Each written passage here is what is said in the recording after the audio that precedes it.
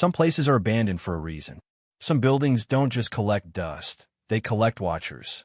They collect whispers you can't hear until it's too late, footsteps you swear weren't yours, and shadows that move even when the moon is full and still. My friend Brian and I thought we were brave. We thought we were explorers, thrill seekers chasing darkness for the rush. We were wrong. That night, in an old asylum left to rot for decades, we learned that curiosity can follow you home if you survive it all. Brian and I were obsessed with urban exploration. Not the daytime kind where you take selfies in graffiti-filled halls, but the dark, silent, what waits in the shadows kind. There was an asylum about half an hour from our houses. It had been abandoned for decades. SL Asylum. Nobody maintained it. Nobody tore it down. It was too remote, too expensive, too forgotten. We decided that Thursday night would be perfect. Pulling into the unlit parking lot, the building rose like a phantom out of the darkness. Even from the car, the structure was massive, looming, intimidating. Our adrenaline spiked. A few minutes ago, we'd been joking about ghost stories and Ouija boards, but now, we were suddenly quiet. Rumors about gangs hiding out here made our hearts skip. But surprisingly, no security patrolled the perimeter. The broken window that served as a common entryway beckoned to us. Brian and I had experience exploring abandoned places. We knew the risks. But the moment we stepped inside the asylum, even we felt it. Wrongness. The floors groaned beneath our feet, soft in patches, cracked in others. Holes yawned into darkness where a careless step could have ended badly. Rooms stretched into blackness, and every time I shined my flashlight down one, my stomach twisted as though something inside was watching me back. Eventually, we found a good spot to set up our Ouija board. Candles flickered in the stale air, casting shadows that danced across peeling wallpaper and rusted bed frames. We placed our hands on the planchette. Silence. Nothing moved. Not a whisper, not a shift. It wasn't that we didn't believe in it. We were just careful not to provoke it. If it was there, then came the creaking. One slow, steady creak, repeating once every second from a dark room nearby. Not random. Deliberate. Brian whispered to me, "Go shine the light in there." I shook my head. "Are you insane? What if it's gang members?" Brian whispered back, "Forget it. I'll do it."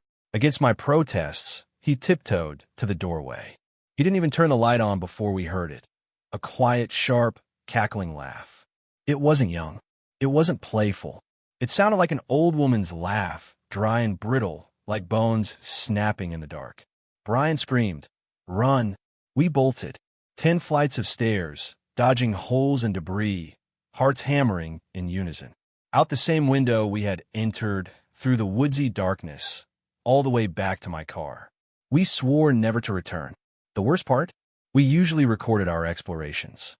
That night, we didn't. And that's when the most disturbing thing of my life happened. The night started like any other on my parents' farm, but by the time it ended, I would never again feel completely safe on that property. It was late October, the air crisp and smelling faintly of decaying leaves. My parents and I had finished a long day of work, my dad repairing the barn roof, my mom harvesting the last of the season's vegetables. The house was quiet now, the kind of quiet that only comes when the work is done and night has fallen. That's when we started hearing noises outside. At first, I thought it was animals, deer, maybe raccoons, moving through the orchard or the woods surrounding the property. But the sounds didn't match. These weren't soft footsteps or scurrying creatures. There were cracks and thuds, deliberate, heavy, almost like someone stepping on broken sticks or the frozen earth. I froze at the first few noises, heart tightening in my chest. Then I heard them again. I met my dad in the living room. He had his shotgun leaning against the wall beside the door, and for the first time that evening, I could see the tension in his usually calm posture. "Did you hear that?" I whispered. He nodded, already moving. "Yeah, could be someone taking our crops. Get your boots on. Let's check it out." We stepped outside together. The house lights flooded the yard, illuminating rows of pumpkins, squash, and vegetables still left in the ground. My dad's hand rested lightly on the shotgun, his finger never on the trigger yet ready. At first, I thought we'd scare off whatever intruders were there. But the moment we got close to the field, I noticed movement. Legs. Multiple legs, running low under the crops, moving just fast enough to keep from being fully seen. "Dad, I see them," I whispered. He nodded. "Keep up." We ran toward the closest part of the woods at the edge of the field, adrenaline pumping through our veins. My lungs burned, my legs screamed, but I couldn't stop.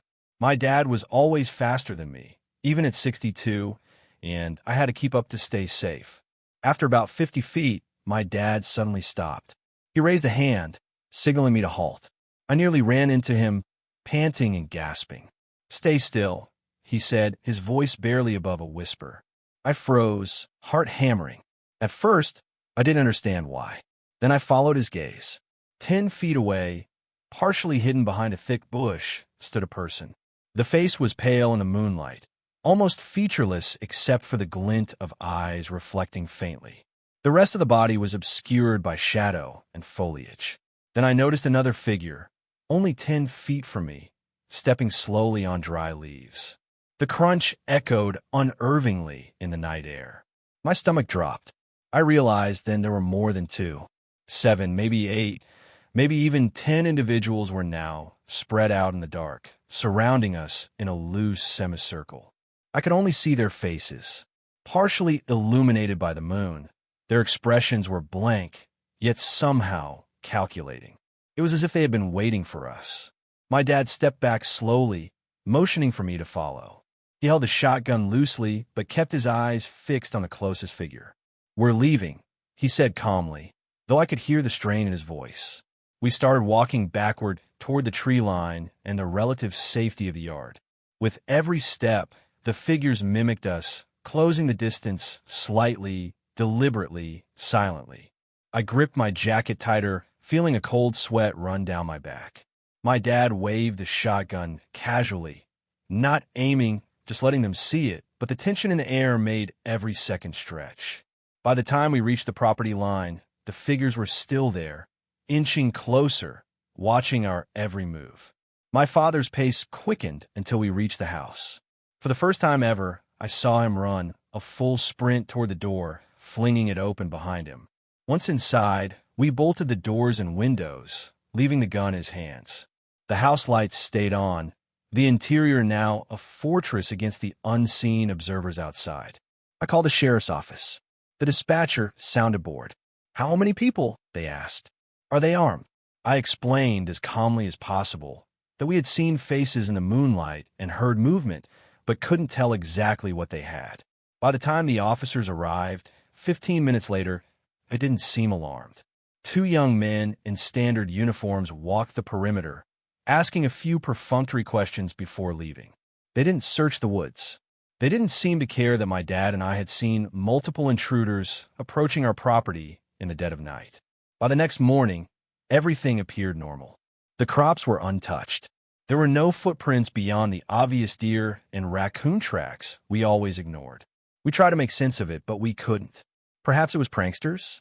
Maybe locals trying to scare us?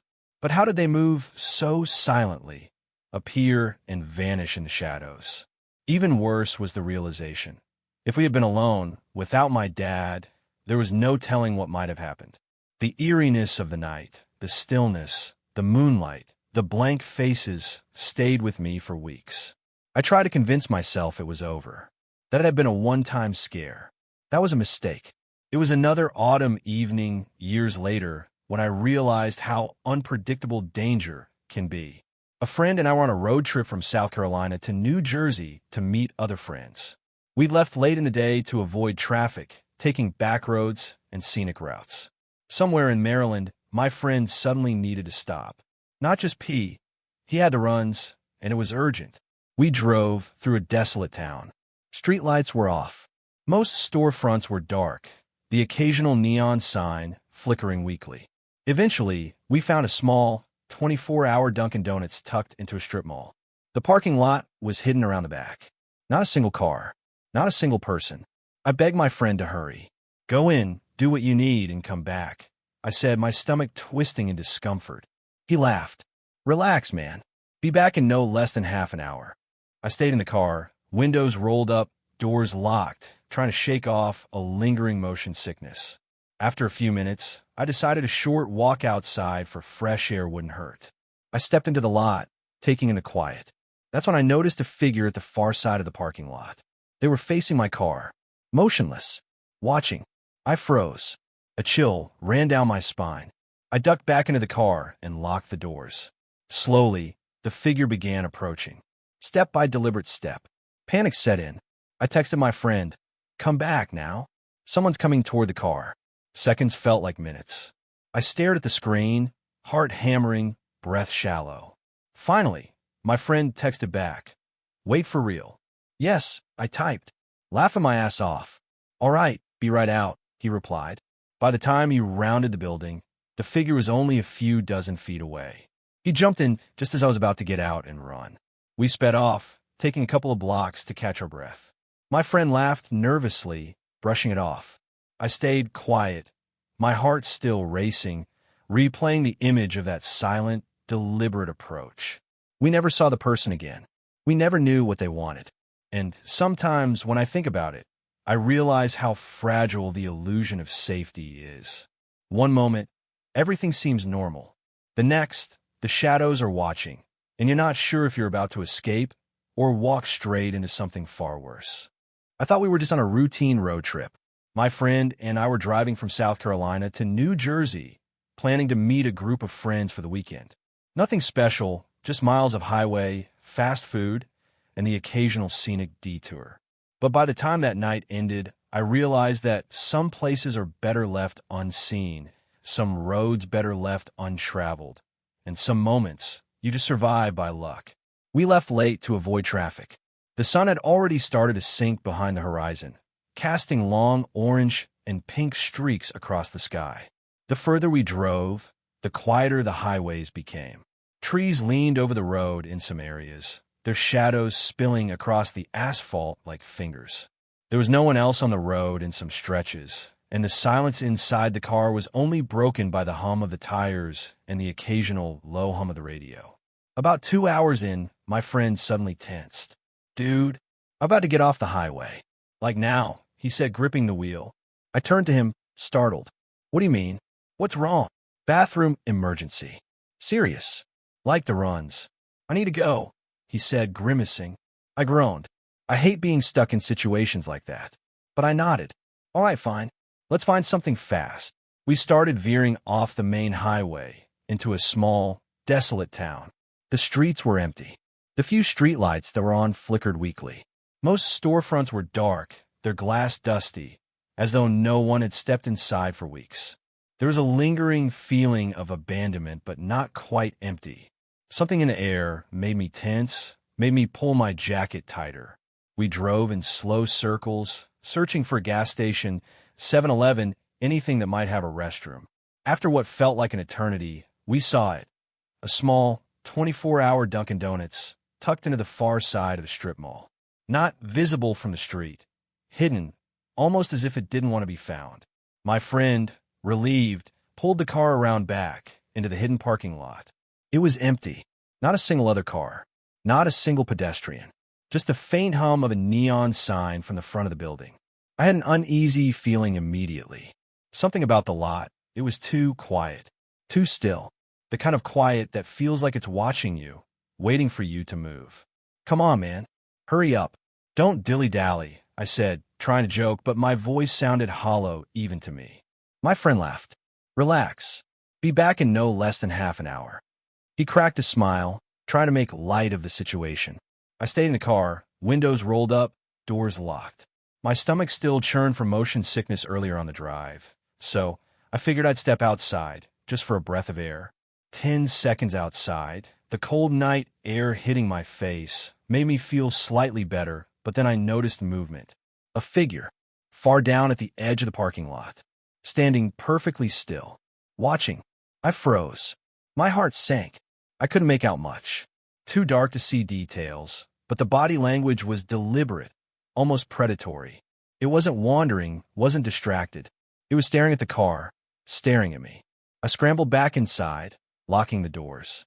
Every hair on my arms was standing straight up. The figure began moving. Slowly, deliberately, step by step, closing the distance. I had a sinking feeling in my stomach, the kind you only get when you know you're not alone and the other party knows exactly where you are. I reached for my phone. My hands were shaking. I texted my friend, "Do come back. Someone's approaching the car." Seconds dragged.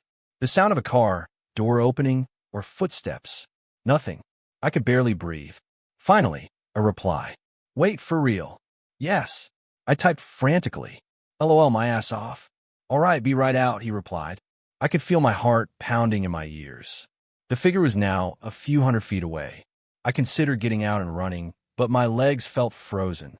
My friend was still at the side of the building, maybe 100 feet from the entrance. I was seconds from panic when he finally rounded the corner.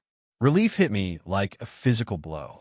He spotted the figure immediately, jogged the rest of the way, and jumped into the car. We sped off almost instantly. I didn't speak for the next few minutes. My mind was racing, replaying the figure's deliberate approach. Who was it? What do they want? Why hadn't they made a move sooner? Or why had they been waiting? We eventually stopped a few blocks away, hearts still racing, to catch our breath.